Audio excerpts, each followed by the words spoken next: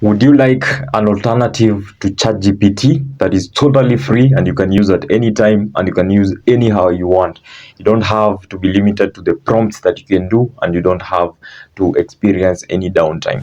So go to bad.google.com. Notice that some people are trying to impersonate this website. So bad.ai is not bad.google.com, and there are also other people who are trying to use the same name. So it's bad.google.com. So from there, you just need to put in your prompt here. Like, for example, write a JavaScript function.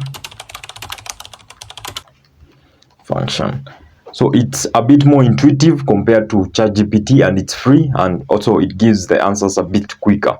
So here is a function. This is a add number function. So you pass two variables a and b, and then you add the two numbers. So for example, here you add 1 and 2 and you get the sum as 3. So that is an alternative to ChatGPT that is totally free.